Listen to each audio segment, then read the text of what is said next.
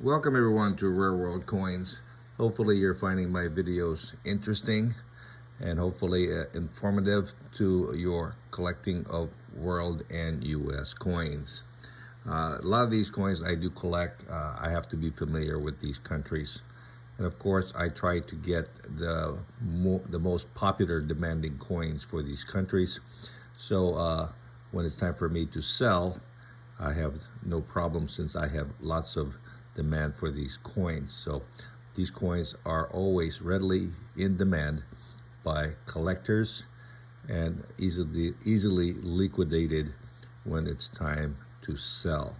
So if you're collecting coins from specific countries, be sure that the coins you collect are very popular, highly in demand, of course, and are also scarce. If you do collect coins just because they are common coins, most likely, if you do pay big money for these coins, you tend to end up holding the coins for a long time.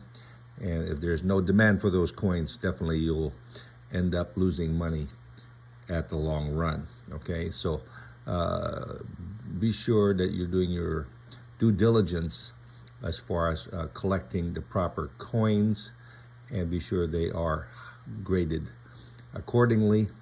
And when you do purchase these coins, be sure they are priced reasonable, that you definitely will get a nice return on your investment when you decide to liquidate many years down the road. But as far as coin collecting, primary thing is to enjoy collecting, pick up a few nice coins, be sure these coins are nice, appealing coins, scarce and highly in demand.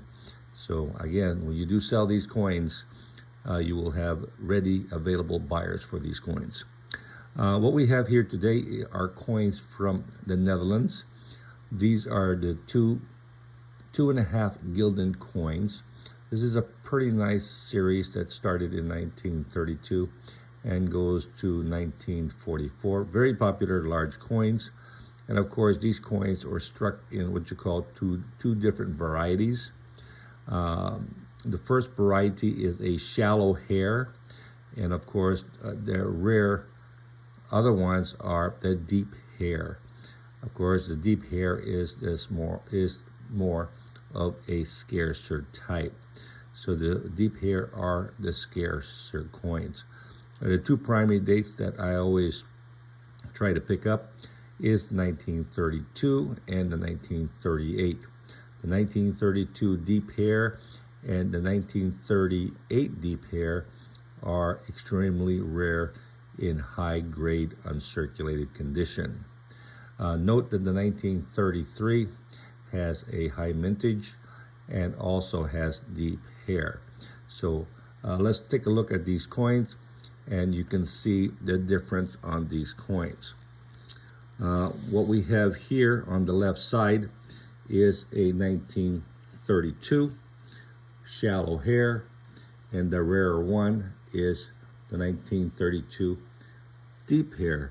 So basically, if you look here at the hairline, you will not see many detail on the hair, and you look at this particular hair in this area here and here, you will see a lot more detail on these coins.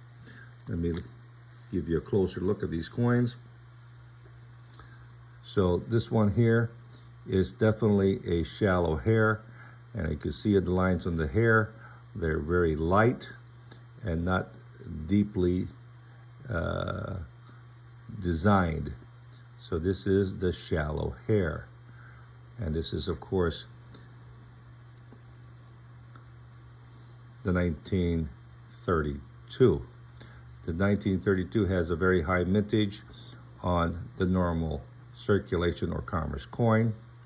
And of course, when they transitioned to 1933, they did strike a few coins using the 1932 dies, but with a deep hair. So the deep hair 1932 has an extremely low mintage, since it is a transition coin to 1933.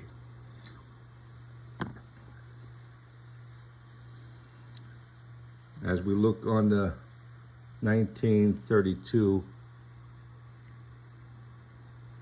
deep hair, you will see a lot more detail on this particular coin. Now this coin here is a little bit circulated in the high points, but you can see how deep the hairlines are on this particular coin. So this is the transition from the 1932 shallow hair to the 1933 deep hair. So again, this is only a few dies that was used using the 1933 transition, okay, with the 1932 reverse. Again, this one here will show that this is 1932.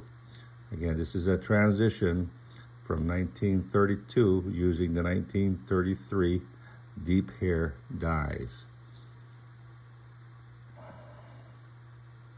So this is their rare coin, and extremely scarce in very nice uncirculated condition.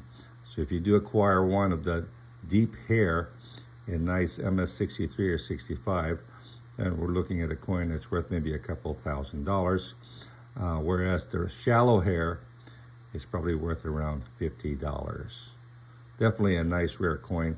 So if you come across a 1932, at least you can identify the coin as either a deep hair or a shallow hair.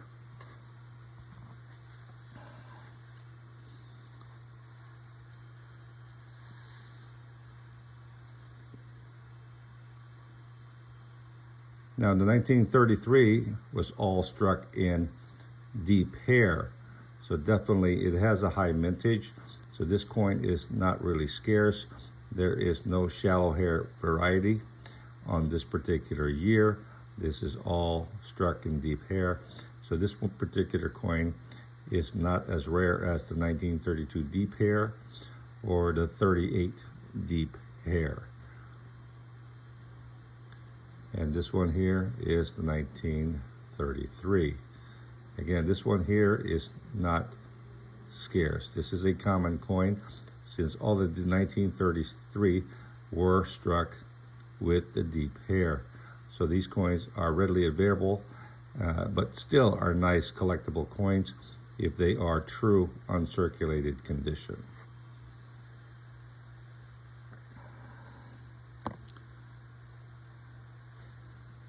The next one we have is the 1938.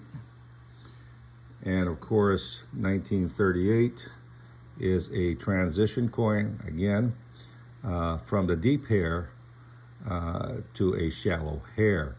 So the deep hair had a few dies used from the 1933 with 1938 reverse. So somehow they were like mismatched accidentally. So a very few of these coins were struck in deep hair for the 1938.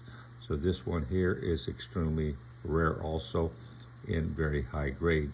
So as you can see from the deep lines on the hair, this is the deep hair version of the 1938. And these are very popular coins to collect if you do collect these varieties of shallow hair versus deep hair. So this is a nice 1938.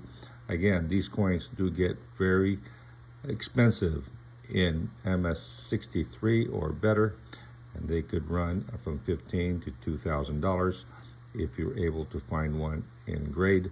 And as of yet, I have not seen too many of these coins in very high condition. So if you get lucky, at least know what is a deep hair versus a shallow hair.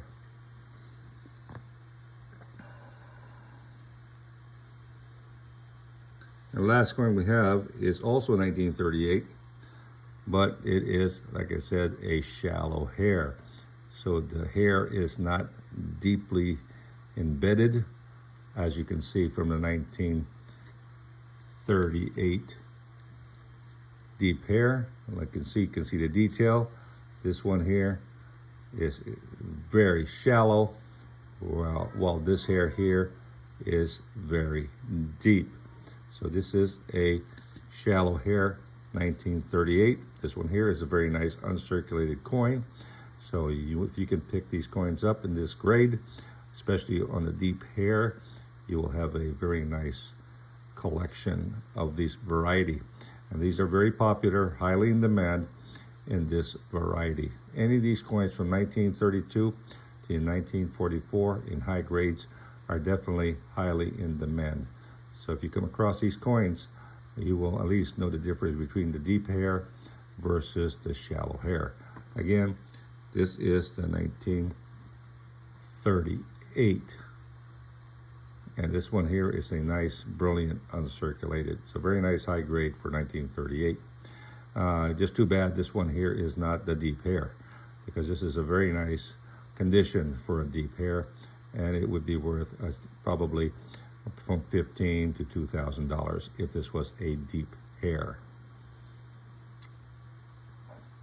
Again, a very popular coins in 1932, 1933, and 1938. So we have the three deep hairs above, the 32, the 33, and the 38. And of course the shallow hair for 1932, and of course the 1938. Well, hopefully this will help you out if you're looking to see what the difference is between a deep hair 2.5 gilden for 1932 and 1933. You have some very good videos, samples here that you can utilize. So when you do shop for these varieties, you can distinguish one from the other. Be careful, some of these are certified by NGC, PCGS, ICG, and they have the wrong type in the slab. So when you do buy these coins, buy the coin and not the slab. I've seen many slab with the wrong coin. They would identify these coins as deep hair, even though the coin in the slab is a shallow hair.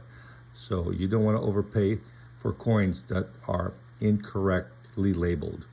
Again, hopefully this information and video will help you out so you can differentiate the difference between the shallow hair and the deep hair for the 1932, 1933, and 1938. Hopefully you'll like my information along with the video. And if you want to receive more updated videos, please subscribe to my channel, and I will upload new videos to Rare World Coins. So be sure to subscribe so you'll get notified as I upload new videos to Rare World Coins. Till next time, you have a great day.